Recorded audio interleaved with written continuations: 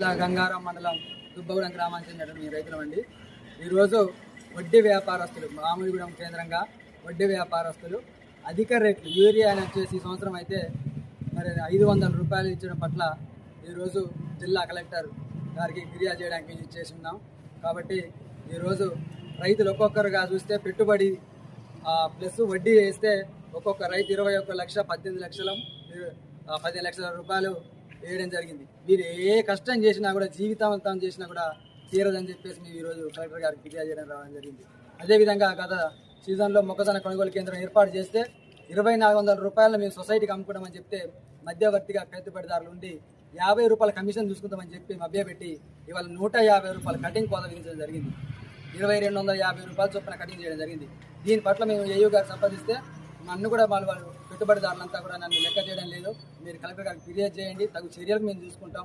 గతంలో కూడా fertilisers pesticide seeds వారి పట్ల కూడా ఏడీఏ గారు తనిఖీ చేసినప్పటికీ మరి లంచగొండితనంతో ఏదో మభ్య పెట్టించి చేసిన దాఖలాలు కూడా ఇవాళ ఏయూ గారు మాకు ప్రత్యేకంగా చెప్తా ఉన్నారు.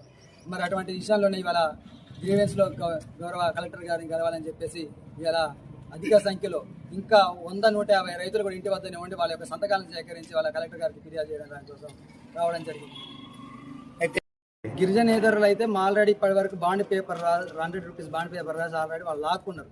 వాళ్ళకి సంబంధించి ఎవిడెన్స్ నా దగ్గర ఉన్నాయి. ఇలా ట్రైబ్స్ విషయంలో ఆ చొరవ తీసుకోలేరు కదండి. వాళ్ళు ఏం చేస్తున్నారంటే అన్నకో తమ్ముడికో మీ తమ్ముడు అప్పు ఉంటే అన్నగా నువ్వు తీసుకొని వాని యొక్క అప్పు నువ్వు చెల్లించు, ఎందుకంటే మీ తమ్ముడు చెల్లించలేని స్థితిలో ఉన్నాడు కాబట్టి నువ్వు నా భూమిని తీసుకొని నాకు డబ్బులు చెల్లించు, ఆ భూమి నీకు అప్పగిస్తానని చెప్పేసి మాట్లాడుతున్నటువంటి పరిస్థితి ఈరోజు పెట్టుబడిదారు దగ్గర జరుగుతా ఉంది సార్. వాళ్ళ పేర్లు జనగం రామారావు, 1 జనగం రవీన్, 2 జనగం సురేష్, జనగం పాపారావు, 3 నలుగురు ఉన్నారు. మెయిన్ గా ప్రధానంగా రామారావు అనే వ్యక్తి మమ్మల్ని అందరినీ కూడా వేధిస్తూ మీరు వాళ్ళ రూపంలో తీసుకుంటారు. డబ్బు కాదు సార్, వ్యవసాయానికి పెట్టుబడి సాయం. అది అసలు 5th షెడ్యూల్ ఏరియా, వాళ్ళు అసలు వ్యాపారం చేయడానికి వీల్లేదు.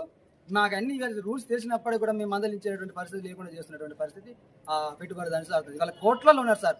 నర్సంపేట కేంద్రంగా ఆయనకు సాయిరాం నిలయం అని ఉంటుంది. కొన్ని కోట్లు మళ్ళీ బసరాల కేంద్రంగా 3 అంతస్తుల బిల్డింగ్ ఉందండి.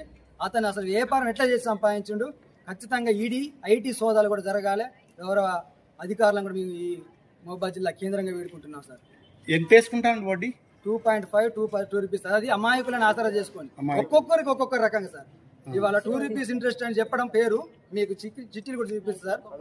2 రూపాయల 50 అని మొక్కలు అని ఇంత అని ఫస్ట్ చెప్తారు.